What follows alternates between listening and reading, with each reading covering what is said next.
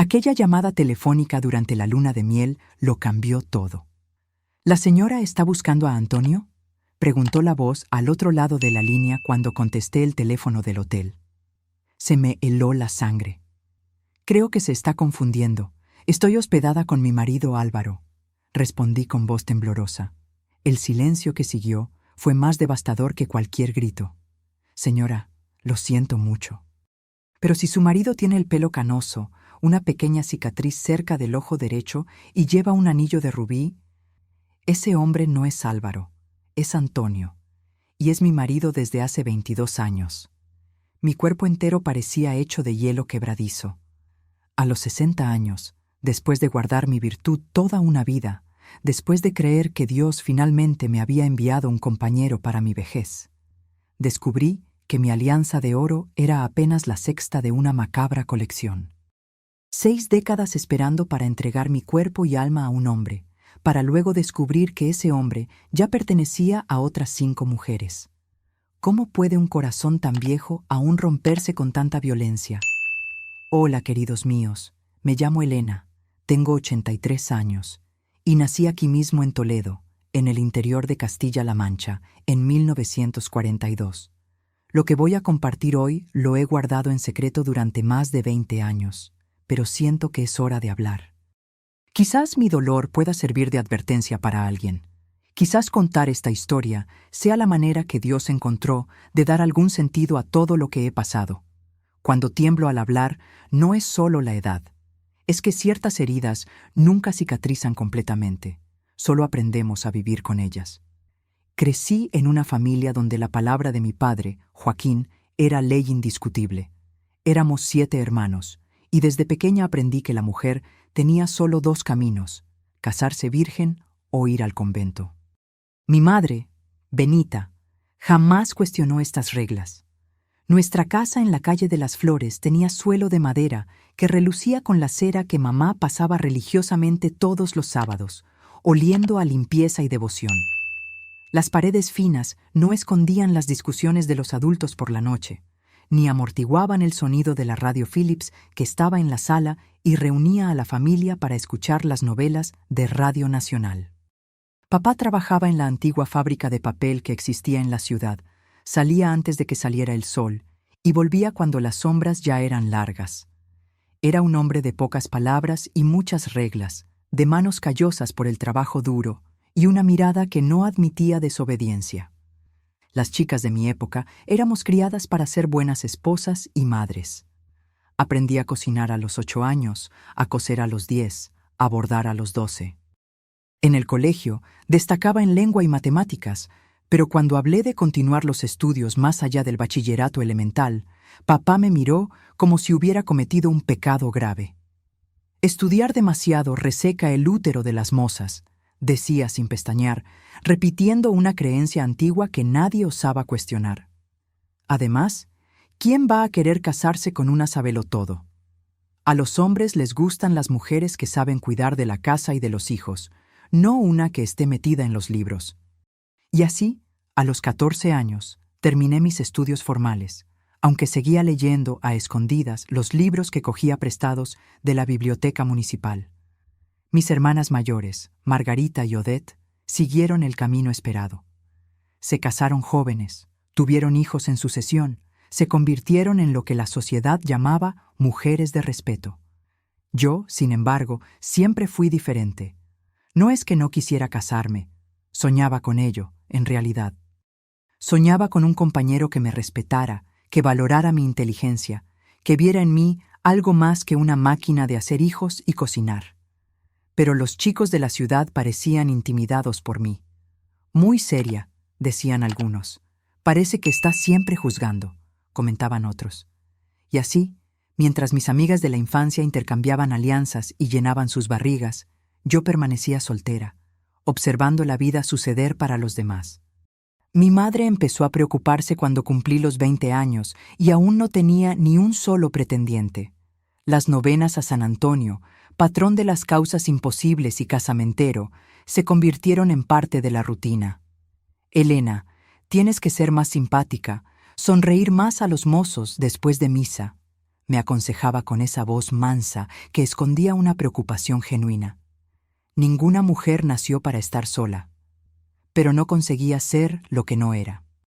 No sabía fingir interés por asuntos triviales, no dominaba el arte del flirteo, no bajaba los ojos sumisa cuando un hombre me hablaba, y, quizás por testarudez, quizás por un sentido innato de autopreservación, mantenía firme la decisión de no entregarme a cualquiera solo para cumplir un papel social. Cuando encuentre al hombre adecuado, lo sabré, me decía a mí misma, mientras los años pasaban como hojas llevadas por el viento.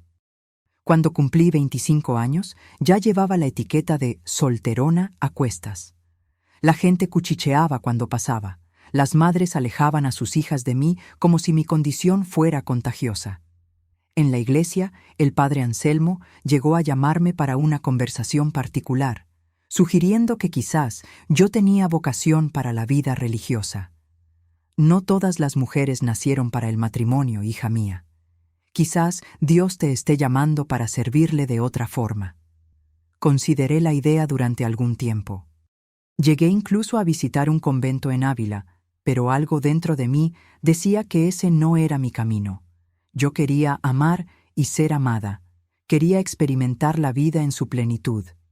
Solo que no quería hacerlo en los términos que la sociedad imponía. Y así, volví a casa, para la decepción mal disimulada de mis padres y el alivio secreto de saber que había seguido mi conciencia. Los años pasaron. Entré en los 30 aún soltera, después en los 40. Mis hermanos se casaron, tuvieron hijos, algunos ya tenían nietos. Papá empezó a enfermar, una combinación de problemas cardíacos y una obstinación en no cuidarse adecuadamente. Mamá, siempre frágil, desarrolló artritis severa que poco a poco fue limitando sus movimientos. Como hija soltera, recayó sobre mis hombros la responsabilidad de cuidar de ellos, y asumí ese papel en cuerpo y alma. Administraba la medicación, cocinaba siguiendo dietas específicas, los llevaba a las consultas médicas, les hacía compañía en las largas noches de insomnio cuando los dolores los mantenían despiertos.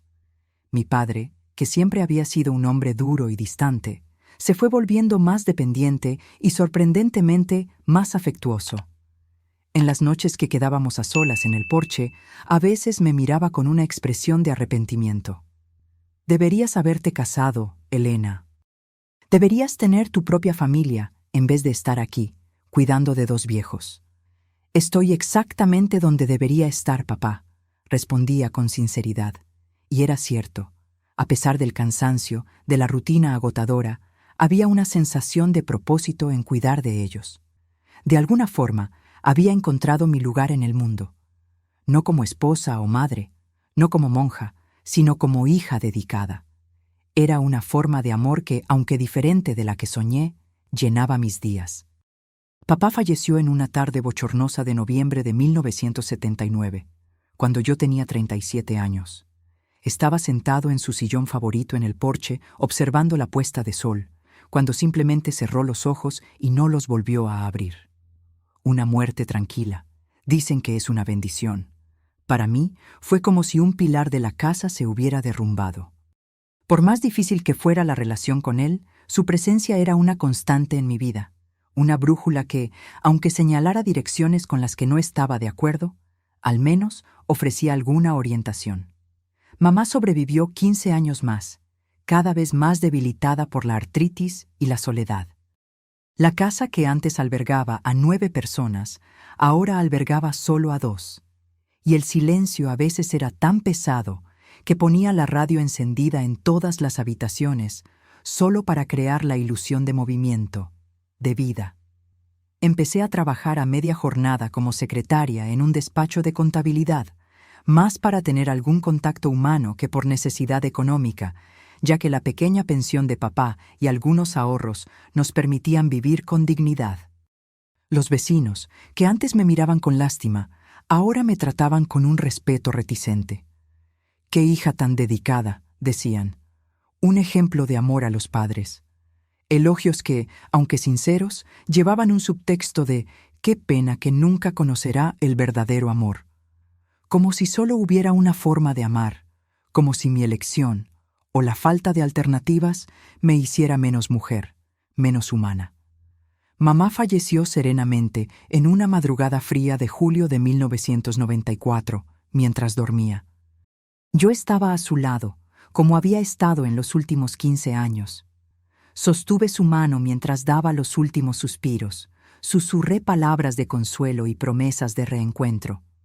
Cuando el médico llegó, 1 hora después, yo ya había lavado y vestido su cuerpo, había encendido velas y rezado las oraciones que ella tanto amaba. Era hija hasta el final, cumpliendo el último deber con devoción y respeto. El entierro fue sencillo, como ella habría deseado. Los pocos parientes que aún vivían en la ciudad asistieron. Algunos vecinos, el nuevo párroco que apenas conocía a mamá, pero habló sobre la belleza de la vida eterna como si hubiera sido testigo de su fe diariamente. Y entonces, a los 52 años, me vi completamente sola. Volví a la casa vacía, a las habitaciones que guardaban recuerdos en cada rincón, a una cama fría y una mesa donde ahora solo había un plato, un vaso, un juego de cubiertos. La soledad, que antes era una compañera distante, ahora se convertía en una presencia constante, casi física. En las primeras semanas, lloré hasta sentir que no habría más lágrimas que derramar. No solo por la pérdida de mamá, sino por la pérdida de un propósito, de una función en el mundo. Fue en esa época, intentando llenar el vacío que se formó en mi vida, que empecé a frecuentar más intensamente la iglesia. No solo para las misas dominicales, sino para los grupos de oración, para las novenas, para el trabajo voluntario. La parroquia de San Benito, la misma donde fui bautizada y donde acompañé el funeral de mis padres, se convirtió en un refugio. Allí, rodeada por imágenes de santos y por el olor a cera e incienso, encontraba una paz momentánea. El nuevo párroco, Padre Expedito, era un hombre de unos 50 años, con una energía contagiosa e ideas progresistas que escandalizaban a las beatas más tradicionales. Animaba la participación activa de los fieles, creaba grupos de estudio de la Biblia, organizaba festivales benéficos. Bajo su liderazgo, la iglesia dejó de ser solo un lugar de culto para convertirse en un centro comunitario pulsante. Y yo, siempre organizada y confiable, pronto me convertí en una de sus principales colaboradoras. Fue durante los preparativos para el Festival de San Benito, en 1995, cuando conocí a Álvaro. Apareció un domingo, ofreciéndose para ayudar en el montaje de los puestos. Era un hombre alto, de porte elegante, pelo canoso impecablemente cortado y unos ojos azules que parecían leer el alma de quien los mirara. Debía de tener unos 65 años, pero se movía con la energía de alguien mucho más joven. «La señora parece necesitar una mano fuerte para sujetar estas tablas», dijo, acercándose a mí con una sonrisa que iluminó su rostro marcado por el tiempo. Álvaro Pérez, a su disposición. Algo en la forma en que se presentó, formal pero cálido, me hizo sonreír de vuelta. Elena Sanz. Y sí, una ayuda sería bien recibida. Mientras trabajábamos lado a lado, Álvaro me contó que era viudo, que se había mudado recientemente a Toledo tras jubilarse de un cargo ejecutivo en una empresa de implementos agrícolas. Me pasé la vida viajando por España, vendiendo tractores y cosechadoras. Ahora quiero un poco de paz, un lugar tranquilo para disfrutar mis últimos años. Había algo reconfortante en la forma en que hablaba, sin prisa, eligiendo las palabras con cuidado, como si cada conversación fuera una oportunidad preciosa. Me preguntó sobre mi vida y, para mi propia sorpresa, me vi contándole cosas que raramente compartía, sobre mis padres, sobre las elecciones que hice, sobre la soledad que ahora enfrentaba. «Es admirable», dijo cuando terminé mi relato.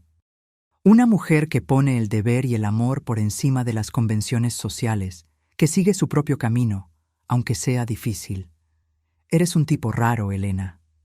Sus palabras tocaron algo profundo en mí, una sed de reconocimiento que ni sabía que existía. Por primera vez, alguien estaba valorando mis elecciones, viendo fuerza donde otros veían solo resignación. Y también por primera vez en muchos años, sentí el rubor subir por mi cuello cuando nuestras miradas se encontraron. El Festival de San Benito duró una semana y cada día Álvaro encontraba una excusa para estar cerca de mí. Ayudaba a organizar las colas para los puestos de comida, cargaba cajas pesadas, resolvía pequeños problemas técnicos con una eficiencia impresionante. Y, entre una tarea y otra, siempre encontraba tiempo para que conversáramos, para traerme un vaso de agua, para comentar cómo la fiesta estaba siendo un éxito gracias a mi trabajo. El último día del festival, cuando estábamos todos exhaustos pero satisfechos con el resultado, Álvaro me invitó a tomar un café. Solo para celebrar el éxito del evento, aclaró, quizás percibiendo mi vacilación. Como compañeros de trabajo. Acepté, más por educación que por cualquier otro motivo. Fuimos a una cafetería cercana a la iglesia. Nos sentamos en una mesa discreta al fondo del establecimiento. La conversación fluyó fácilmente, como siempre ocurría cuando estábamos juntos. Hablamos sobre libros. Descubrí que era un lector voraz, como yo. Sobre música, sobre las pequeñas alegrías de la vida cotidiana. Cuando el reloj ya marcaba casi 2 horas de conversación, finalmente tocó un asunto más personal. Elena, espero no estar siendo impertinente, pero me gustaría mucho continuar nuestras conversaciones, incluso después del final del festival. Eres una persona fascinante, y la vida me ha regalado poquísimas amistades verdaderas. Sería un honor poder llamarte amiga. La sinceridad en su voz me desarmó completamente. A los 53 años, después de una vida entera poniendo las necesidades de los demás por encima de las mías, estaba siendo invitada a pensar en mí misma, en mis propias alegrías. Sería un placer, Álvaro, respondí, sintiendo un nudo en la garganta que no podía explicar. Así empezó una amistad que poco a poco se fue transformando en algo más profundo. Álvaro pasó a visitarme regularmente, siempre respetuoso, siempre trayendo algún pequeño regalo, un libro que pensó que me gustaría, flores de su jardín, un dulce de la confitería que había abierto recientemente en la ciudad. Conversábamos durante horas y horas, sobre todo y sobre nada. Él me contaba historias de sus viajes por España, de personas interesantes que conoció, de lugares exóticos que visitó. Yo compartía recuerdos de la ciudad, historias de mi familia, pensamientos que nunca había expresado en voz alta antes. Poco a poco, su presencia se fue convirtiendo en una constante en mi vida, un punto de luz que iluminaba mis días anteriormente monótonos. Las beatas de la iglesia no tardaron en notar esta aproximación. Doña Isolina, la más cotilla de todas, no perdía la oportunidad de hacer comentarios maliciosos. Nunca es tarde para que el diablo tiente a un alma, ¿verdad, Elena? Dijo una vez, con una sonrisa que no alcanzaba sus ojos afilados como navajas. Pero yo ya había vivido demasiado tiempo preocupándome por lo que los demás pensaban. Por primera vez, me estaba permitiendo sentir, permitiéndome soñar. Y cuando Álvaro, tras casi un año de visitas regulares y conversaciones profundas, sujetó mi mano por primera vez mientras caminábamos por el jardín de la plaza central, sentí un escalofrío que comenzó en las puntas de los dedos y recorrió todo mi cuerpo. Elena, dijo, deteniéndose bajo la sombra de un árbol centenario, sé que quizás sea demasiado tarde para ciertas cosas, que ambos ya hemos vivido gran parte de nuestras vidas. Pero en los últimos meses, has traído una alegría a mi existencia que nunca pensé que fuera posible de nuevo. ¿Será que podemos llamar a esto que está creciendo entre nosotros por el nombre que realmente tiene? Mi corazón latía tan fuerte que estaba segura de que él podía oírlo. A los 54 años, estaba siendo cortejada por primera vez. Estaba oyendo palabras que siempre soñé escuchar. Y sin embargo, una parte de mí aún resistía, aún temía. ¿Y qué nombre sería ese, Álvaro? Conseguí preguntar, la voz casi un susurro. Amor, respondió simplemente. Un amor maduro, sereno, basado en respeto mutuo y admiración. Un amor que no tiene prisa, que no hace exigencias imposibles, que acepta las limitaciones de la edad y de la vida. Un amor que, aunque llegue en el otoño de nuestras vidas, puede ser tan bello como el que otros experimentan en primavera. Aquella tarde, sentada en un banco de plaza con las manos temblorosas, sujetas por las manos firmes de Álvaro, me permití decir sí al amor. No con palabras grandiosas, no con juramentos eternos, sino con una sonrisa tímida y un apretón de manos que decía todo lo que necesitaba ser dicho. Nuestra relación progresó lentamente, respetando los límites que impuse desde el principio. Álvaro nunca presionó por intimidades para las que yo no estaba preparada. Aceptó con naturalidad cuando le expliqué que, debido a mi educación y a mis creencias personales, prefería esperar hasta el matrimonio para ciertos aspectos de la relación. «Vales cualquier espera, Elena», dijo, y sus palabras parecían sinceras. Durante 2 años vivimos un noviazgo que más parecía una danza cuidadosa, donde cada paso era calculado, cada gesto cargado de significado. Él me presentó a los placeres simples que nunca había experimentado. El sabor de un buen vino compartido durante una cena a la luz de las velas, el consuelo de tener una mano que sujetar durante una película triste, la alegría de planear pequeños viajes juntos, aunque solo fuera a ciudades vecinas. Mi familia, especialmente mis hermanos y sobrinos, observaban esta relación tardía con una mezcla de sorpresa y aprensión. Joaquín, mi hermano mayor, llegó a llamarme para una conversación seria. «¿Estás segura de esto, Elena? ¿Conoces a este hombre desde hace cuánto tiempo? ¿Sabes realmente quién es?» «Conozco lo suficiente», respondí, con una confianza que nunca había sentido antes. «Álvaro es un buen hombre, que me respeta y me valora como soy. ¿Qué más necesitaría saber?» Joaquín no insistió, pero veía en sus ojos la preocupación genuina de un hermano que temía que su hermana, inexperta en asuntos del corazón, pudiera estar siendo engañada. En aquel momento, interpreté esa preocupación como sobreprotección innecesaria. Hoy, mirando hacia atrás, veo que tenía razones válidas para cuestionar. Álvaro viajaba con frecuencia. A veces se ausentaba durante semanas, cuidando de asuntos pendientes relacionados con su jubilación. Siempre volvía con regalos para mí, con historias interesantes, con más cariño y atención que nunca.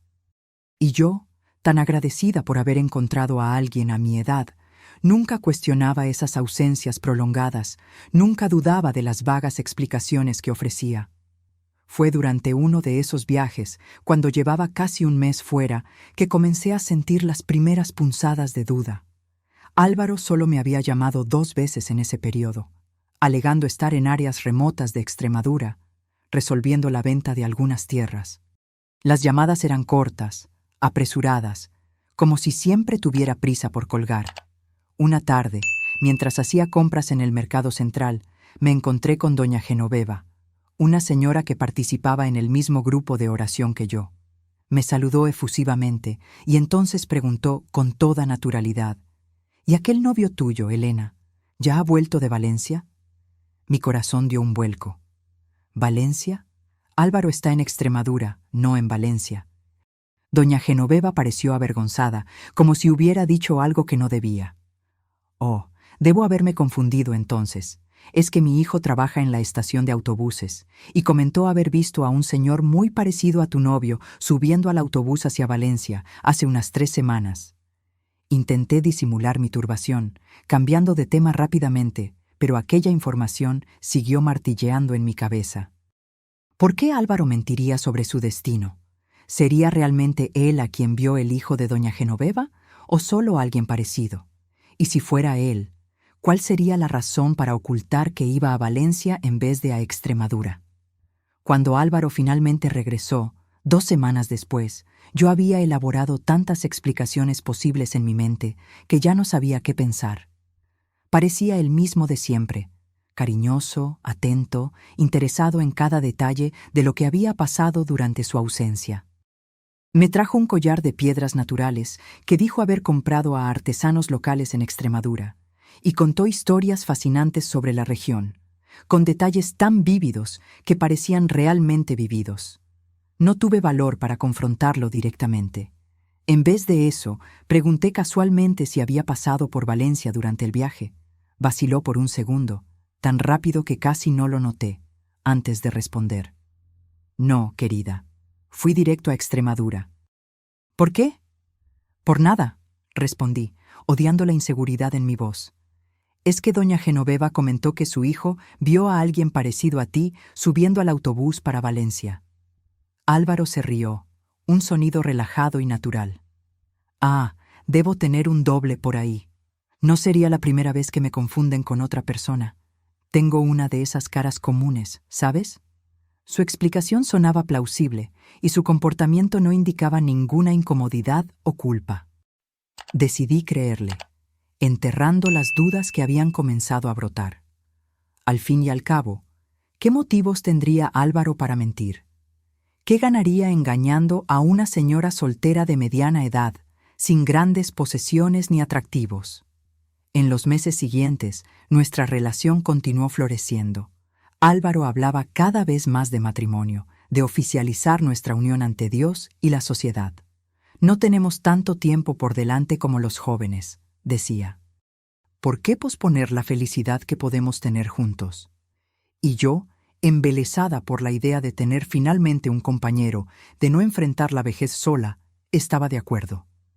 Empezamos a hacer planes, a soñar con una ceremonia sencilla, una casa donde pudiéramos envejecer juntos, quizás incluso algunos viajes para conocer lugares que siempre quise visitar.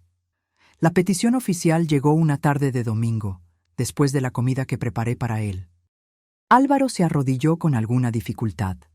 Culpa de la artrosis, explicó, y me presentó una alianza delicada de oro con una pequeña piedra de brillante.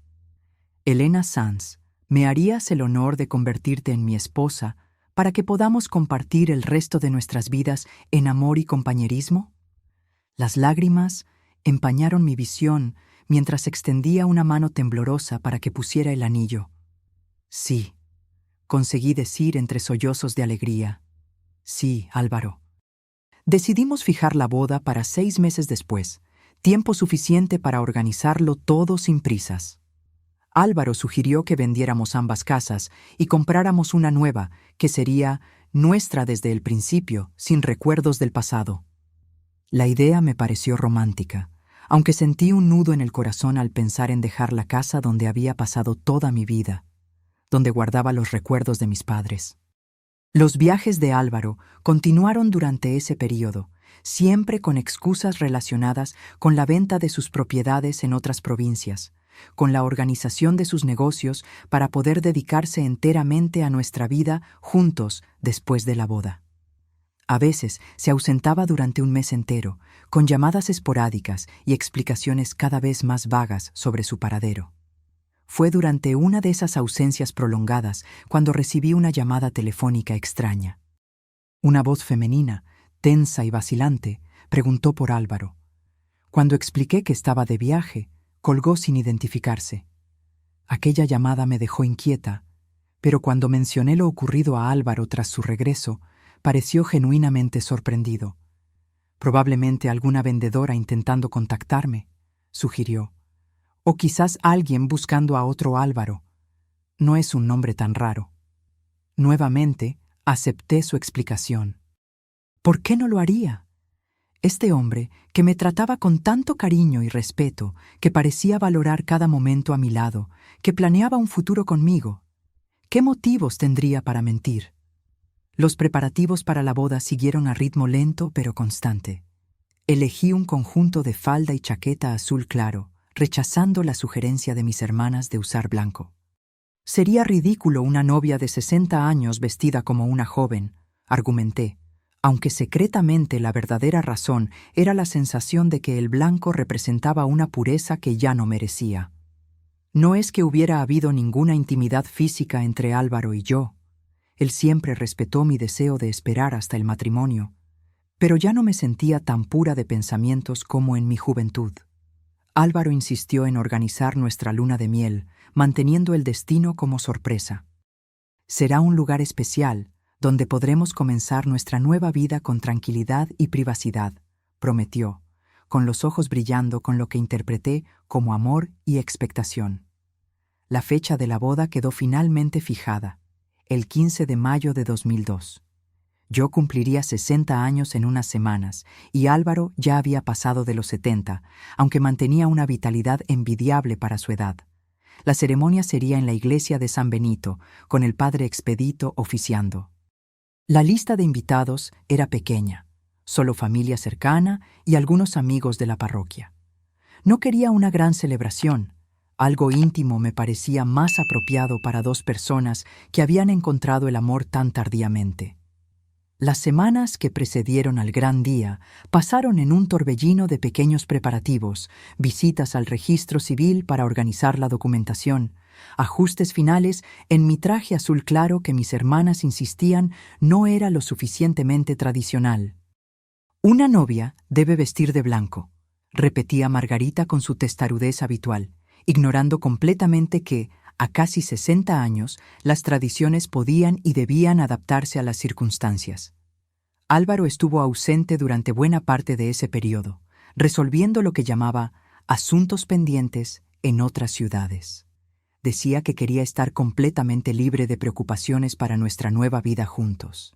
Regresó solo 3 días antes de la ceremonia, trayendo consigo un juego de maletas nuevas para nuestra luna de miel y un collar de perlas que colocó en mi cuello con manos gentiles, pero ligeramente temblorosas. «Para que lo lleves en nuestra boda», dijo, y había algo en sus ojos, una sombra fugaz que no conseguí descifrar, que por un instante me dejó inquieta.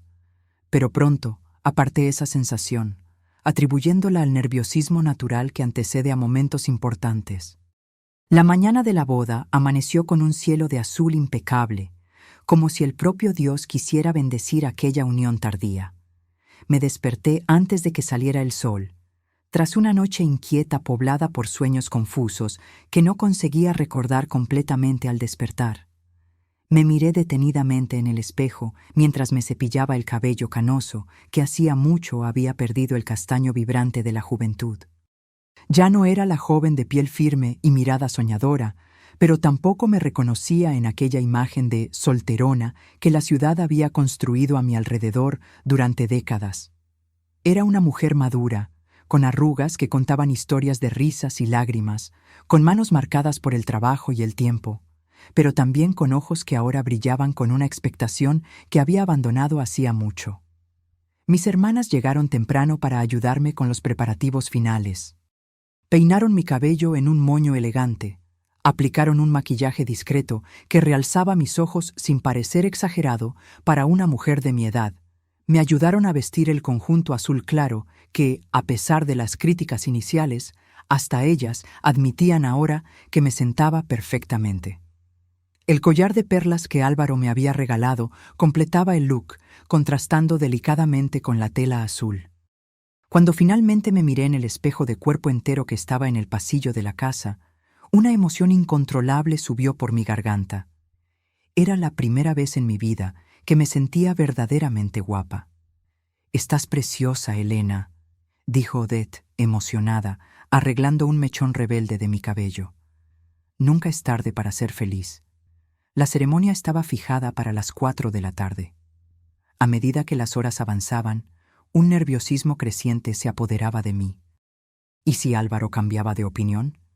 ¿Y si todo esto no fuera más que un sueño del que despertaría en cualquier momento, de vuelta a mi realidad solitaria? Eran miedos irracionales, lo sabía, pero aún así, cuando el reloj de la sala marcó las 3 y el teléfono sonó estridentemente, mi corazón casi se detuvo. Era Álvaro. Su voz sonaba tensa, apresurada. «Elena, querida, ha surgido un problema en el registro, alguna cuestión con los documentos que presentamos.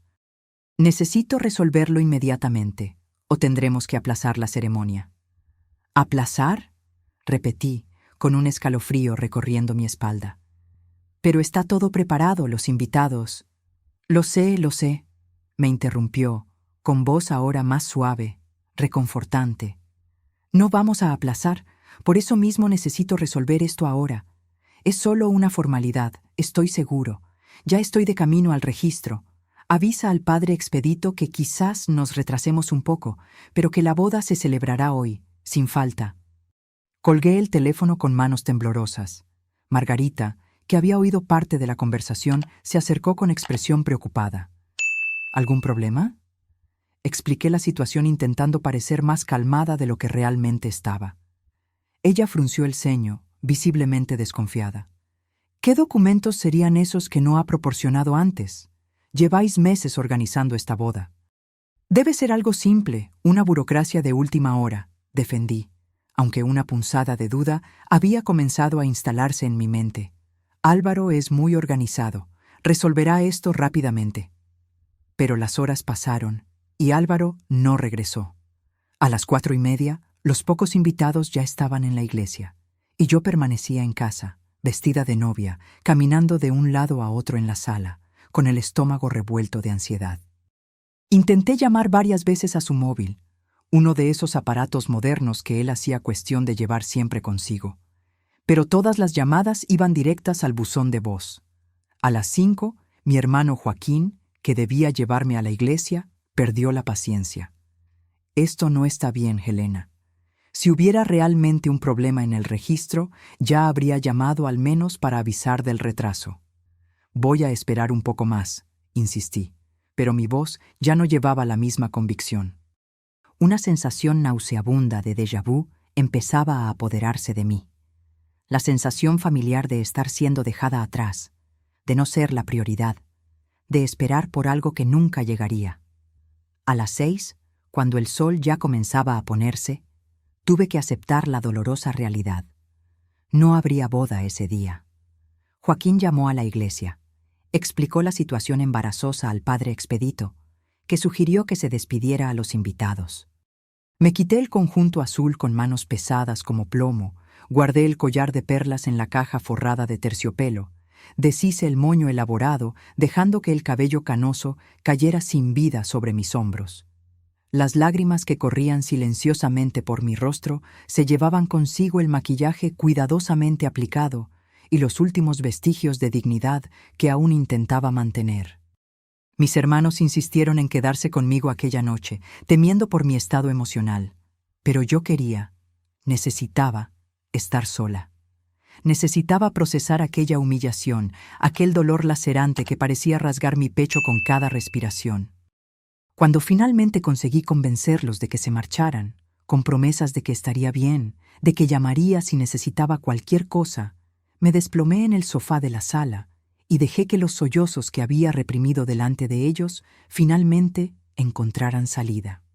¿Por qué, Dios? ¿Por qué permitir que soñara, que creyera, solo para que todo me fuera arrancado en el último momento? ¿Qué pecado terrible había cometido para merecer tal crueldad del destino? El teléfono sonó varias veces durante la noche, pero no contesté. No quería oír las excusas endebles de Álvaro. No quería oír las palabras de consuelo vacías de mis familiares. No quería oír nada más que el silencio que siempre había sido mi único compañero fiel. Fue solo a la mañana siguiente, cuando los primeros rayos de sol entraban por las rendijas de la cortina, cuando encontré fuerzas para levantarme del sofá donde había pasado la noche en vela. Mi cuerpo dolía, mis ojos ardían de tanto llorar, mi boca estaba seca. Me arrastré hasta la cocina para tomar un vaso de agua y fue entonces cuando noté la luz roja parpadeando en el contestador automático, un aparato moderno que mi sobrino me había regalado en Navidad. Con dedos vacilantes, apreté el botón para escuchar los mensajes. El primero era de mi hermana Margarita, preocupada, preguntando si estaba bien, insistiendo en que la llamara tan pronto como oyera el mensaje. El segundo, de Odette, en tono similar. El tercero, del padre Expedito, ofreciendo apoyo espiritual en ese momento difícil. Y entonces el cuarto mensaje comenzó a sonar, y la voz que oí hizo que mi sangre se helara en las venas. «¿Señora Helena?», decía una voz femenina desconocida, tensa y vacilante. «Mi nombre es Clara. Creo que no nos conocemos, pero necesitamos hablar. Es sobre Antonio, o Álvaro, como se presentó a usted. Por favor, llámeme a este número cuando pueda». ¿Antonio? ¿Quién era Antonio? ¿Y cómo sabía esta mujer sobre Álvaro, sobre mí? 1000 posibilidades pasaron por mi cabeza mientras anotaba el número dejado en el mensaje con manos temblorosas. ¿Sería una amante? ¿Una exesposa que él había ocultado? ¿Alguna víctima de un engaño similar al que yo sospechaba haber sufrido? Vacilé largamente antes de hacer la llamada. Una parte de mí no quería saber. Prefería permanecer en la ignorancia, enterrar aquella experiencia dolorosa y seguir adelante como siempre había hecho a lo largo de la vida. Pero otra parte, quizás la más fuerte, necesitaba respuestas, necesitaba entender, necesitaba saber exactamente qué tipo de tonta había sido. Marqué el número con el corazón martillando en el pecho. 3 tonos después, la misma voz del mensaje contestó. «Diga». «Soy Elena Sanz», dije, sorprendida por la firmeza en mi propia voz. Recibí su mensaje sobre Antonio. Un suspiro pesado al otro lado de la línea. «Gracias por devolver la llamada, señora Elena. Como dije, mi nombre es Clara. Antonio Fernández Silva es mi marido, o mejor dicho, lo era. Estamos separados desde hace 2 años, pero oficialmente seguimos casados». El suelo pareció desaparecer bajo mis pies. ¿Su marido? Repetí estúpidamente. Sí. Y por lo que he descubierto recientemente, no soy su única esposa. Ni usted sería la primera nueva esposa. Antonio tiene un historial de engañar a mujeres, especialmente mujeres mayores, solas, con alguna estabilidad financiera. Sus palabras caían como piedras sobre mí, cada una más pesada que la anterior. Clara continuó, su voz ahora más firme, como si hubiera tomado una decisión difícil. «Señora Elena, sé que esto debe ser un shock terrible, y siento mucho ser yo la persona que le dé esta noticia. Pero creo que usted tiene derecho a saber la verdad, así como me hubiera gustado saberla antes de perder años de mi vida con este hombre. Antonio no es quien dice ser. No es viudo, no es empresario jubilado, no posee propiedades en otras provincias. Es un estafador. Un mentiroso patológico que se ha especializado en ganarse la confianza de mujeres para luego explotar esa confianza de todas las formas posibles. ¿Cómo sabe de mí?», conseguí preguntar, con voz casi inaudible. Encontré su número entre sus cosas cuando vino a recoger algunas pertenencias que había dejado en nuestra casa. Había una libreta con nombres, teléfonos, direcciones, mujeres en diferentes ciudades, en diferentes etapas de lo que él llama relaciones. Usted era la más reciente de la lista, con una anotación al lado. Boda fijada para 15/05. La fecha de nuestra boda. La fecha que debería haber sido el comienzo de una nueva vida para mí, pero que ahora se revelaba apenas como un paso más en un plan elaborado para... ¿Para qué? ¿Cuál era el objetivo final de Álvaro? ¿No Antonio? Como si leyera mis pensamientos, Clara continuó. Su método es siempre el mismo.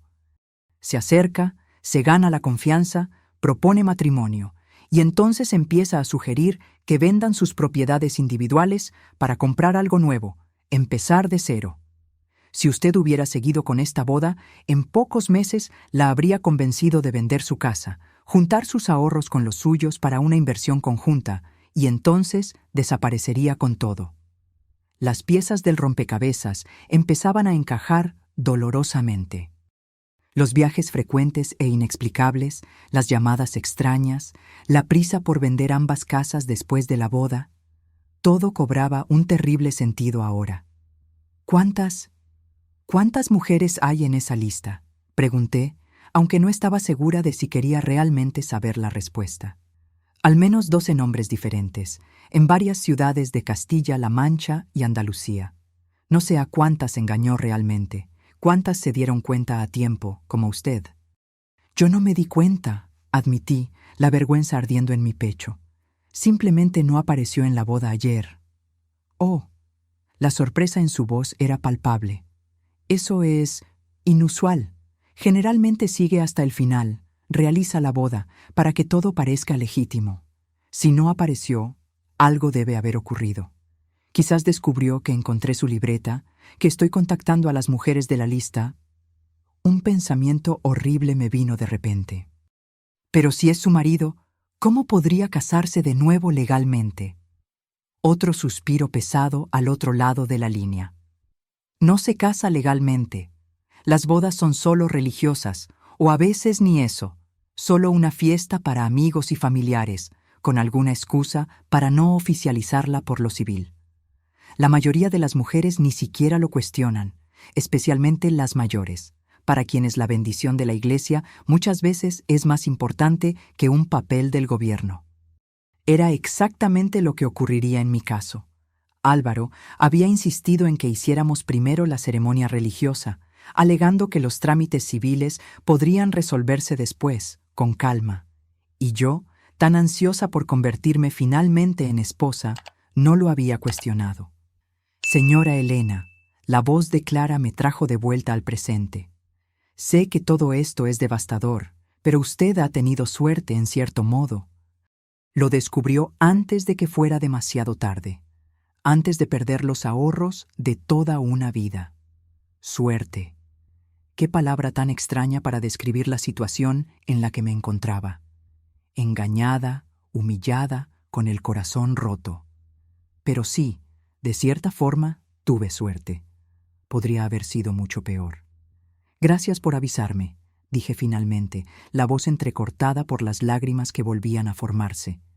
No tenía por qué hacerlo. Sí tenía, respondió Clara con firmeza. Las mujeres necesitamos cuidarnos unas a otras. Hombres como Antonio cuentan con nuestro silencio, con nuestra vergüenza, para seguir haciendo víctimas. Después de colgar, permanecí sentada a la mesa de la cocina durante horas, intentando procesar todo lo que había descubierto. El dolor de la traición era intenso, casi físico, como si alguien hubiera arrancado una parte vital de mí.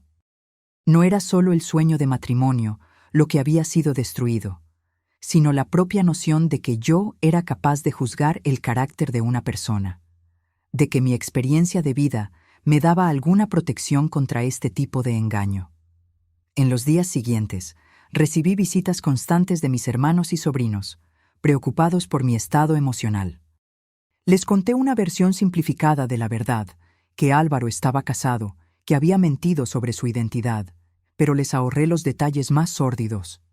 La compasión en sus ojos ya era lo bastante difícil de soportar. No necesitaba ver también la lástima que sentirían al saber la extensión completa del engaño. Una semana después de la no boda, cuando empezaba lentamente a emerger del sopor inicial del descubrimiento, el teléfono sonó de nuevo. Contesté con vacilación, temiendo oír la voz de Álvaro, o Antonio, o cualquiera que fuese su verdadero nombre. Pero era una voz femenina desconocida, diferente de la de Clara. «¿Señora Elena Sanz?», preguntó la voz, tensa y vacilante. «Sí, soy yo. Me llamo Maribel. Recibí una llamada de una mujer llamada Clara que me dio su número. Dijo que tenemos algo en común. Otra víctima. Otra mujer engañada por el mismo hombre, por la misma historia, por los mismos ojos azules que parecían leer el alma. Una oleada de náusea me recorrió, pero también, sorprendentemente, un extraño sentimiento de solidaridad. «Sí, Maribel», respondí, la voz más firme ahora. «Creo que tenemos mucho en común». En los meses siguientes, descubrí que no estaba sola en mi dolor, en mi vergüenza. A través de Clara, entré en contacto con otras 4 mujeres que habían sido víctimas de Antonio, cada una con su historia, cada una engañada de forma ligeramente diferente, pero todas unidas por la misma herida emocional. Éramos mujeres de diferentes edades, diferentes orígenes, diferentes ciudades, pero compartíamos la experiencia de haber confiado en el hombre equivocado y pagado un alto precio por esa confianza. Irónicamente, de ese dolor compartido nació una especie de hermandad. Empezamos a comunicarnos regularmente, por teléfono, por cartas y más tarde, cuando mi sobrino me enseñó a usarlo, por correo electrónico. Intercambiábamos no solo información sobre Antonio y sus paraderos conocidos, sino también historias personales, consejos, palabras de consuelo. Mujeres que nunca se habrían conocido en circunstancias normales se convirtieron en confidentes, apoyo, amigas. Fue Eugenia, una viuda de Sevilla que había perdido casi todos sus ahorros con Antonio antes de descubrir la verdad, quien sugirió que compartiéramos nuestras historias más ampliamente. No para buscar venganza, explicó durante una de nuestras largas conversaciones telefónicas, sino para alertar a otras mujeres, para que no caigan en la misma trampa. La idea de exponer públicamente mi ingenuidad, mi vergüenza, inicialmente me horrorizó. Yo era una mujer de otra generación, criada para mantener las apariencias a toda costa, para no airear los trapos sucios en público. Pero cuanto más pensaba en ello, más me daba cuenta de que el silencio solo servía a hombres como Antonio. El silencio era su cómplice, su protector, su mejor aliado. No creamos nada formal, nada oficial. No éramos una organización, solo mujeres unidas por una experiencia común, determinadas a transformar nuestro dolor en algo útil. Empezamos de forma simple, cada una en su propia comunidad, hablando en grupos de la iglesia, en reuniones de señoras, en cualquier espacio donde pudiéramos llegar a otras mujeres potencialmente vulnerables. Yo, que siempre fui tímida y reservada, descubrí una voz que no sabía que poseía. Cuando contaba mi historia en el salón parroquial después de las misas de domingo, veía en los ojos de las otras mujeres el reconocimiento, la comprensión, a veces el alivio de quien también llevaba secretos similares. Y poco a poco, otras historias comenzaron a surgir, no solo sobre Antonio, sino sobre otros hombres, otros estafadores, otros depredadores que se aprovechaban de la soledad y la vulnerabilidad femeninas. Fue durante una de esas conversaciones informales en la iglesia cuando conocí a doña Josefa, una señora de casi 70 años que había pasado por una experiencia asustadoramente similar a la mía, aunque con un nombre diferente. Su estafador se llamaba Vicente, se presentaba como médico jubilado y había desaparecido con sus ahorros de toda una vida tras una boda que, descubrió demasiado tarde, no tenía ninguna validez legal. ¿Cómo se supera algo así?, me preguntó, con los ojos llorosos, las manos arrugadas apretando un pañuelo ya húmedo de lágrimas. ¿Cómo se sigue adelante después de semejante humillación? Una pregunta que yo misma me había hecho innumerables veces en los meses posteriores al descubrimiento. Una pregunta para la que aún no tenía una respuesta completa, definitiva. Pero tenía fragmentos, pedazos de sabiduría duramente conquistados que ahora podía compartir. Un día a la vez, doña Josefa, respondí, sosteniendo sus manos entre las mías, permitiéndose sentir el dolor, pero sin definirse por él, recordando que la vergüenza debería ser de ellos, no nuestra, y principalmente, no permitiendo que esta experiencia le robe su capacidad de confiar, de amar, de ver el bien en los demás. Palabras que yo venía intentando aplicar en mi propia vida, no siempre con éxito. Había días en que el resentimiento era tan grande que amenazaba con consumirme, días en que la simple visión de una pareja de ancianos cogidos de la mano en la plaza era suficiente para hacerme volver a casa entre lágrimas. Pero también había días de claridad, de aceptación, de una paz tenue pero creciente. El tiempo, ese remedio tópico pero eficaz, fue haciendo su trabajo. El dolor no desapareció por completo. Dudo que algún día desaparezca, pero se volvió más manejable, menos agudo. La vida siguió su curso inexorable, trayendo pequeñas alegrías, pequeñas victorias, pequeñas razones para continuar. Fue en medio de ese lento proceso de curación cuando recibí, casi 2 años después de la no boda, una llamada inesperada de Clara. «Lo han encontrado», dijo sin preámbulos cuando contesté el teléfono. «Antonio, está detenido en Murcia». Mi corazón dio un salto doloroso en el pecho. ¿Detenido? ¿Por qué? Por estafa. Al parecer, su último golpe no fue contra una señora solitaria, sino contra un empresario. Se presentó como inversor, convenció al hombre para entrar en un negocio ficticio y huyó con el dinero. El empresario tenía conexiones, recursos para perseguirlo hasta el final. Una risa amarga escapó de mis labios. Así que así terminó la carrera de Antonio, no por manos de sus víctimas más vulnerables, sino por haber elegido a la víctima equivocada, alguien con suficiente poder para exigir justicia. ¿Vas a verlo?, pregunté, aunque no sabía exactamente por qué esa pregunta me pareció importante. Un suspiro al otro lado de la línea. Ya lo he visto. Fui a la comisaría ayer. Parecía más pequeño, de alguna forma, menos imponente, menos seguro de sí mismo. Un hombre viejo y asustado, finalmente enfrentándose a las consecuencias de sus actos. ¿Qué dijo? Intentó justificarse, como siempre. Dijo que nunca quiso hacer daño a nadie, que solo estaba intentando sobrevivir de la única manera que conocía. Mentiras, claro. Siempre tuvo elección. Eligió ser quien es, hacer lo que hace. Permanecí en silencio, procesando aquella información, intentando entender los sentimientos contradictorios que despertaba en mí. Había una satisfacción en saber que Antonio estaba pagando por sus crímenes, pero también una tristeza indefinible por la total ausencia de remordimiento, por la oportunidad perdida de redención. ¿Y tú?, preguntó Clara después de un momento. ¿Cómo te sientes al saber esto? Una pregunta difícil.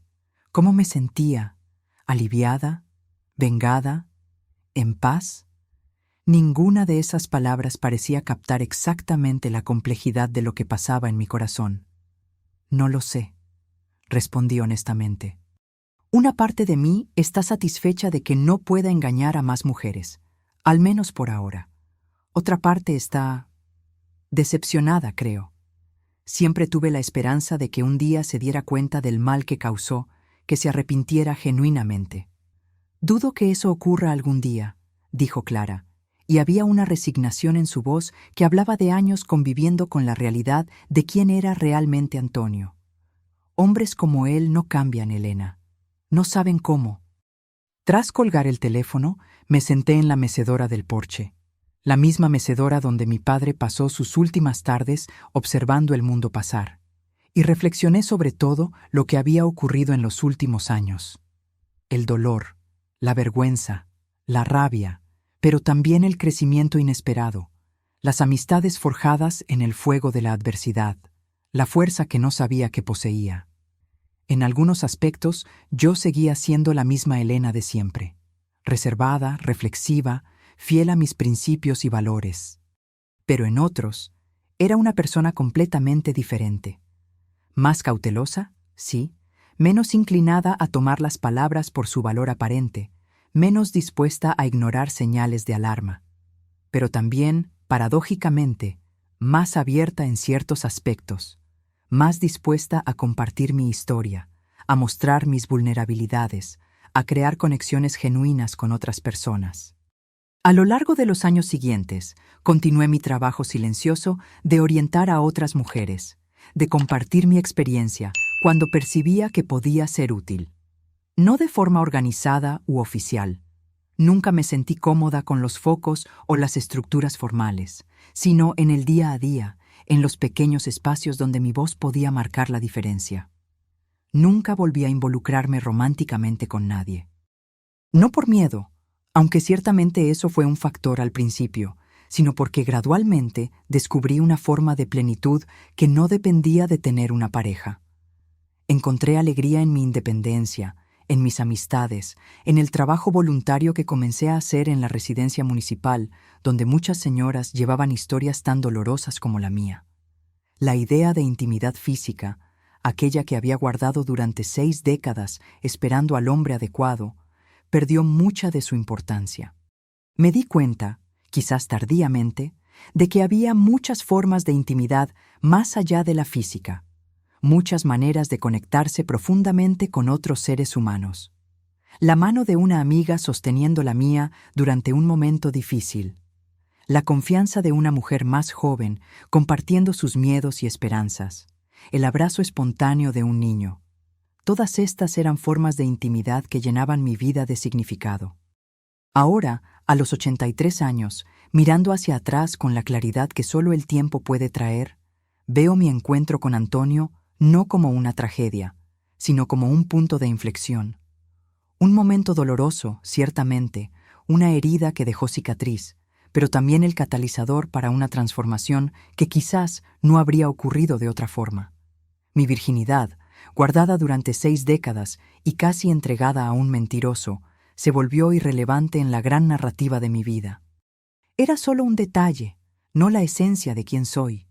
Y en cuanto al amor, descubrí que existen muchas formas, muchas manifestaciones, todas igualmente válidas y preciosas. Si hay una lección que me gustaría compartir con otras mujeres, jóvenes o mayores, solteras o casadas, es que nunca es tarde para empezar de nuevo, para redefinirse, para encontrar fuerza en las propias fragilidades. Que la verdadera intimidad no está necesariamente en el lecho conyugal, sino en el coraje de mostrarse auténticamente, con todas las imperfecciones y cicatrices, y que, incluso en las experiencias más dolorosas, hay semillas de crecimiento, posibilidades de transformación, oportunidades para una vida más rica y significativa. Oigo frecuentemente que soy una inspiración para otras mujeres, especialmente las mayores, que vieron en mi historia un eco de sus propias luchas y resiliencia. Es un papel que asumo con humildad, consciente de mis propias limitaciones y fragilidades continuas. No soy una heroína, solo una mujer que cayó, se levantó y decidió transformar su caída en un peldaño para algo mayor. Y en cuanto a Antonio, supe, a través de Clara, que cumplió algunos años de prisión y fue liberado recientemente. Una parte de mí se preocupa de que haya vuelto a sus viejos hábitos, de que otras mujeres estén en riesgo. Pero otra parte, quizás la más sabia, reconoce que no puedo controlar sus acciones, solo las mías propias. No puedo salvar a todas las mujeres de hombres como él, pero puedo continuar compartiendo mi historia, alertando a quien esté dispuesto a escuchar, siendo un faro para aquellas que se encuentran perdidas en las mismas aguas turbulentas que casi me ahogaron. A veces, en noches tranquilas, cuando el silencio de la casa se vuelve casi tangible, me sorprendo pensando en cómo habría sido mi vida si realmente me hubiera casado con Antonio, si la estafa se hubiera completado. ¿Habría permanecido a mi lado durante meses, años tal vez, antes de desaparecer con mis ahorros? ¿Habría experimentado, aunque fuera brevemente, aquella intimidad física que tanto idealicé en mi juventud? Y si fuera así, ¿habría valido la pena el inevitable dolor que vendría después? Preguntas sin respuestas, ejercicios fútiles de imaginación que no llevan a ninguna parte. La realidad es que fui librada de ese destino por un golpe de azar, o por la intervención divina, como prefiero creer. El hecho de que Antonio no apareciera en la boda, algo que aparentemente se salía de su patrón habitual, me salvó de una humillación aún mayor, de pérdidas financieras potencialmente devastadoras, de un sufrimiento prolongado en vez del corte limpio y doloroso que experimenté. Recuerdo vívidamente la primera vez que fui capaz de contar mi historia sin llorar, sin que la voz me fallara en las partes más difíciles. Fue casi 3 años después de la no boda, durante una tarde de té organizada por el grupo de señoras de la parroquia. La coordinadora me había invitado a hablar sobre experiencias de vida y lecciones aprendidas, un tema lo suficientemente amplio como para permitir que cada una eligiera qué compartir. Me senté frente a unas 20 mujeres, la mayoría de mi edad o mayores, algunas pocas más jóvenes, todas mirándome con una mezcla de curiosidad y respeto. Respiré hondo y comencé. A los 60 años, después de toda una vida guardando mi virtud, casi me casé con un hombre que resultó tener otras 5 esposas. El silencio que siguió fue absoluto, como si todas hubieran contenido la respiración simultáneamente. Y entonces, para mi propia sorpresa, continué la narrativa con una calma que no sabía que poseía, detallando el encuentro, el noviazgo, las señales de alarma que ignoré, el descubrimiento devastador. Cuando terminé, me di cuenta de que había algo nuevo en las miradas dirigidas a mí. No lástima, como temía, sino una especie de reconocimiento, de identificación profunda. Una señora de cabello completamente blanco, que debía estar cerca de los 90 años, fue la primera en hablar tras mi relato. Yo también fui engañada, dijo, con voz temblorosa pero decidida. No de la misma forma, pero también confié en el hombre equivocado. Mi marido de 40 años tenía otra familia en el pueblo vecino. Lo descubrí solo después de su muerte, cuando la otra viuda apareció en el velatorio. Fue como si una presa se hubiera roto. Una tras otra, las mujeres empezaron a compartir sus propias historias de traición, de confianza quebrada, de desilusiones amorosas. Algunas eran historias recientes, otras de décadas atrás, guardadas como secretos vergonzosos durante tanto tiempo que el simple acto de verbalizarlas parecía liberar un peso físico de sus hombros. Me di cuenta en aquel momento de algo que cambiaría fundamentalmente mi perspectiva. Yo no era especial en mi dolor. No había sido elegida por el destino o por Dios para un sufrimiento singular. Mi experiencia, por más dolorosa que fuera, era solo una variación de un tema universal. La vulnerabilidad humana ante el engaño, la fragilidad de la confianza, la capacidad de recuperación, incluso después de las heridas más profundas. Esta percepción, lejos de disminuir mi experiencia, le confirió un nuevo significado. Mi historia no era solo mía. Era un hilo en una tapicería mayor, tejida por generaciones de mujeres que amaron, perdieron, sufrieron y de alguna forma encontraron fuerzas para continuar.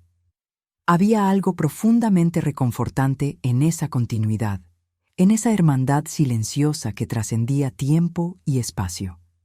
En los años que siguieron a aquella tarde de té, me convertí en una especie de confidente no oficial para mujeres de todas las edades en mi comunidad. Jóvenes a punto de casarse venían a pedirme consejos sobre cómo construir relaciones basadas en la confianza mutua.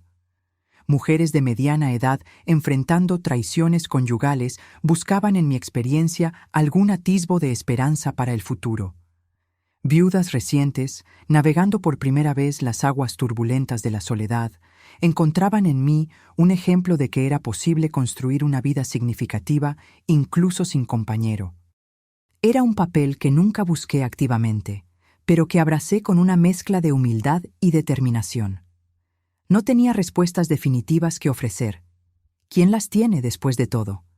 Pero podía ofrecer una escucha atenta, libre de juicios, y el consuelo de saber que, independientemente del dolor que estuvieran enfrentando, no estaban solas en ese viaje. En 2010, cuando ya tenía 68 años, recibí una invitación inesperada del centro comunitario local para dirigir una serie de encuentros sobre relaciones saludables en la tercera edad. Mi primera reacción fue de pánico. ¿Quién era yo para hablar sobre relaciones saludables, habiendo experimentado principalmente lo contrario? Pero la coordinadora del centro, una trabajadora social dedicada llamada Dolores, insistió en que mi experiencia, tanto positiva como negativa, sería valiosa para otras personas de la misma edad que enfrentan los desafíos específicos de buscar compañía e intimidad en una fase de la vida frecuentemente marcada por pérdidas y vulnerabilidades. Acepté la invitación con reticencia, más por incapacidad de rechazar una petición hecha con tanta sinceridad que por cualquier convicción en mis propias habilidades como facilitadora. Para mi sorpresa, los encuentros, planeados inicialmente como una serie única de 6 semanas, se convirtieron en un evento regular, con participantes fieles regresando mes tras mes y nuevos rostros uniéndose al grupo conforme la palabra se extendía. No era un grupo de apoyo formal, ni un curso estructurado. Era simplemente un espacio seguro donde hombres y mujeres mayores podían discutir abiertamente cuestiones que raramente encontraban voz en otros ambientes. Desde preocupaciones prácticas sobre cómo conocer potenciales parejas después de los 60 años, hasta cuestiones más profundas sobre intimidad, confianza y vulnerabilidad en una etapa de la vida marcada por la conciencia aguda de la propia mortalidad. Mis propias cicatrices, que antaño escondía como marcas de vergüenza, se convirtieron en credenciales de autenticidad. No estaba hablando de relaciones a partir de teorías abstractas o ideales románticos, sino a partir de la experiencia vivida, con todas sus complejidades y contradicciones. Y esa honestidad, esa disposición para mostrar mis propios fallos y aprendizajes, creaba un ambiente donde otros se sentían seguros para hacer lo mismo. Una de las participantes regulares, doña Amelia, una viuda de 72 años que había perdido a su marido después de 50 años de matrimonio, expresó el sentimiento del grupo de forma conmovedora durante uno de nuestros encuentros. Antes de venir aquí, dijo con lágrimas en los ojos, pensaba que estaba sola con mis miedos, con mi soledad.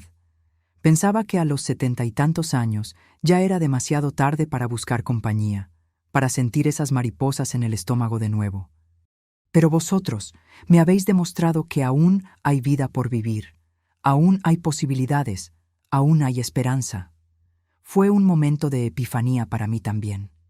Me di cuenta de que, de alguna forma, mi propio viaje se había transformado en un faro para otros, no a pesar de las tormentas que enfrenté, sino precisamente por ellas. Las mismas experiencias que podrían haberme amargado, que podrían haberme cerrado al mundo, estaban ahora sirviendo como puentes para conexiones más profundas, más auténticas con aquellos a mi alrededor. En 2015, cuando cumplí 73 años, ocurrió algo inesperado.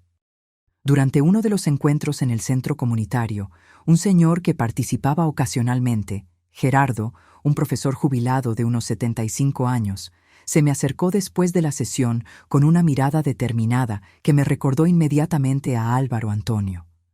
Mi cuerpo respondió con una alarma instintiva, músculos tensos, corazón acelerado, reacciones de protección profundamente arraigadas que nunca desaparecieron por completo.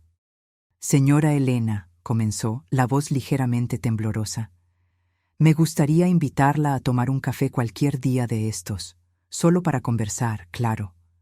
El déjà vu fue tan fuerte que por un momento me quedé sin palabras.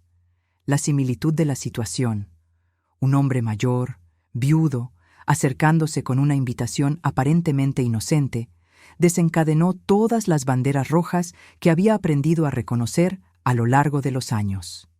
Mi primera reacción fue rechazar educadamente, crear alguna excusa, protegerme de otro posible engaño. Pero entonces noté algo en sus ojos, no la confianza calculadora que había caracterizado a Antonio, sino una vulnerabilidad genuina, un nerviosismo casi juvenil que parecía incompatible con su cabello gris y rostro marcado por el tiempo. Y recordé las palabras que tantas veces había compartido con otras mujeres.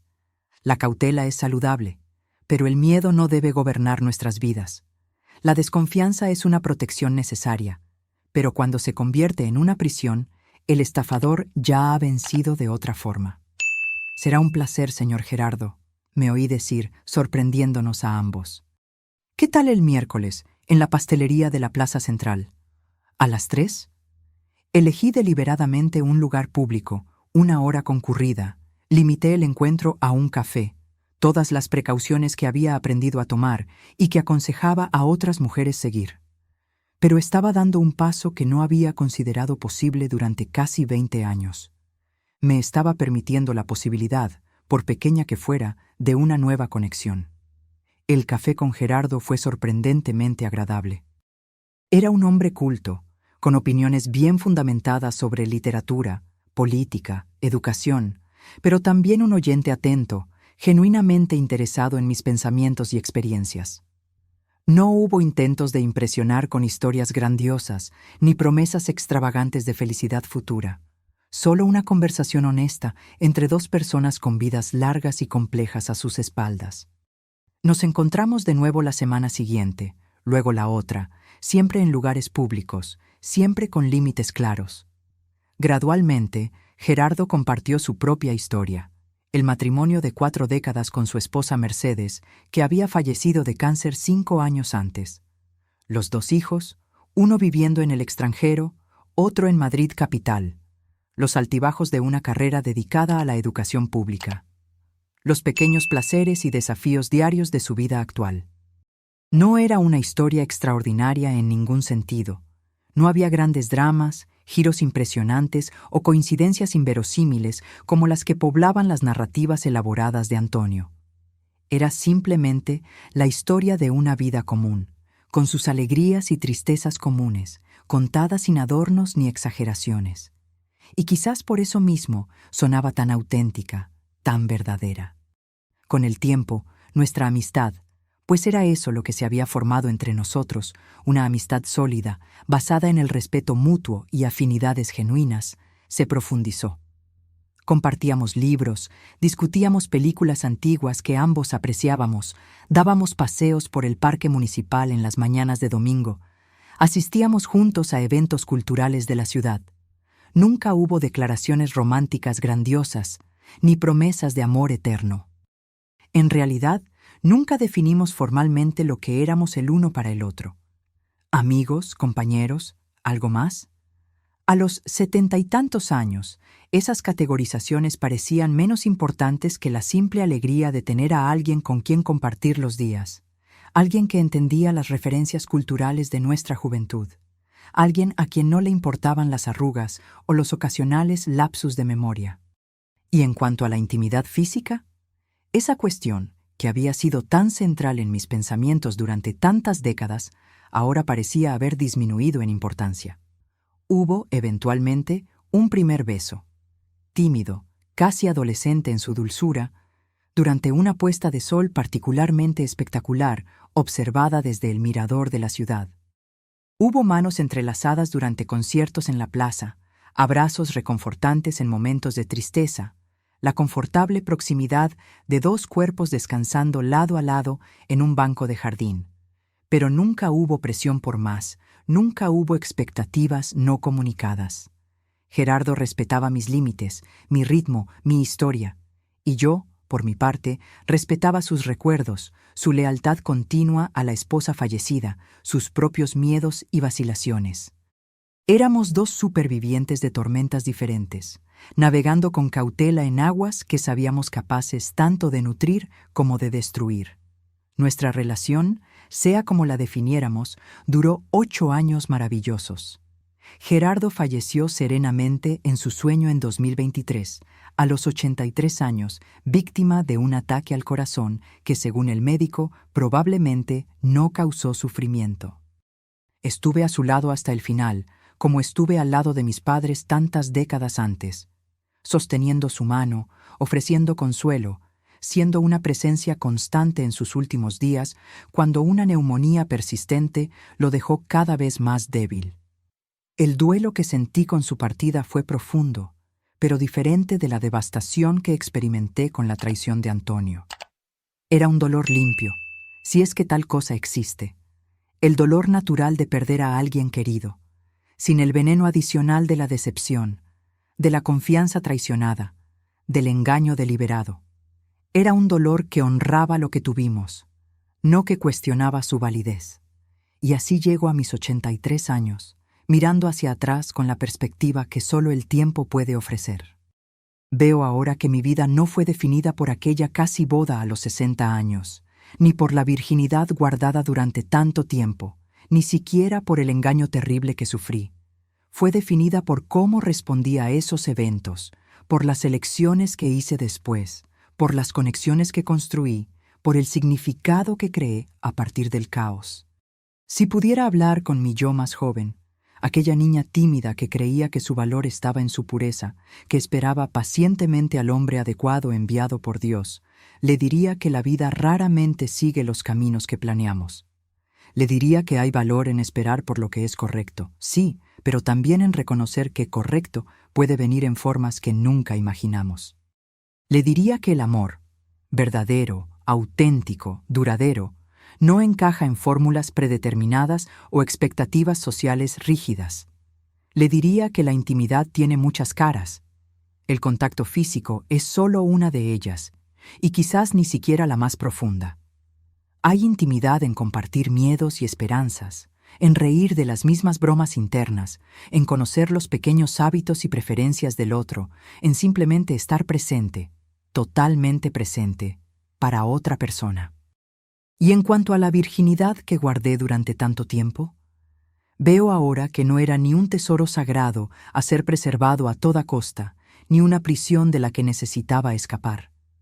Era simplemente una circunstancia, una parte de mi historia personal que tenía significado para mí en aquel momento, pero que no me definía como mujer o como ser humano. Si esta experiencia me ha enseñado algo, es que nunca es demasiado tarde para redefinirse, para descubrir nuevas dimensiones de uno mismo, para construir una vida con significado y propósito. A los 60 años, pensé que estaba teniendo mi última oportunidad de experimentar el amor romántico, de conocer la intimidad física. A los 83, veo que aquello no era un final, sino un comienzo, el inicio de un viaje de autodescubrimiento y conexión humana más rico y complejo de lo que jamás imaginé posible. Para las mujeres que oigan mi historia, especialmente aquellas que, como yo, crecieron en una época en que el valor femenino estaba intrínsecamente ligado a la castidad, al matrimonio, a la maternidad, me gustaría decir, sois más que las expectativas que otros pusieron sobre vosotras. Sois más que las elecciones que hicisteis en el pasado, más que los papeles que desempeñasteis, más que las relaciones que tuvisteis o no tuvisteis. Nunca es demasiado tarde para descubrir nuevas dimensiones de una misma, para crear conexiones significativas, para encontrar alegría y propósito. La vida raramente sigue el guión que imaginamos para ella, y eso, lejos de ser una tragedia, puede ser la mayor bendición de todas. Pues es precisamente en los huecos entre lo esperado y lo vivido donde encontramos nuestra verdadera esencia, nuestra fuerza más profunda, nuestra infinita capacidad de crecer, adaptarse y, sobre todo, amar. Y si hay una última lección que me gustaría compartir, es esta. Confiar es un riesgo, siempre lo será. Siempre habrá Antonios en el mundo, hombres y mujeres, dispuestos a explotar las vulnerabilidades ajenas para beneficio propio. Pero vivir sin confianza, sin apertura a nuevas conexiones, es una forma de muerte en vida. La clave no es no volver a confiar, es aprender a confiar con sabiduría, con discernimiento, con los ojos abiertos a las señales de alarma que la experiencia nos enseña a reconocer. Mi historia no es extraordinaria, es solo una entre miles de millones de historias humanas de amor, pérdida, desilusión y recuperación. Pero si sirve para recordar a alguien que la edad no es barrera para nuevos comienzos, que las heridas más profundas pueden eventualmente cicatrizar, que siempre hay posibilidad de luz incluso tras la oscuridad más densa, entonces habrá cumplido su propósito. Yo, Elena Sanz, me casé virgen a los 60 años y descubrí en la luna de miel que mi marido tenía 5 esposas. Pero ese no es el comienzo, el medio o el fin de mi historia. Es solo un capítulo, doloroso, sí, transformador ciertamente, en una narrativa mucho más larga y rica. Una narrativa que continúa desarrollándose, incluso ahora, en mi 83º año de vida. La vida, con todas sus sorpresas, decepciones y maravillas inesperadas, continúa. Y yo, con gratitud y asombro renovados cada mañana, continúo también, aprendiendo, creciendo, amando, viviendo plenamente cada momento que me es concedido en este extraordinario viaje que llamamos existencia humana.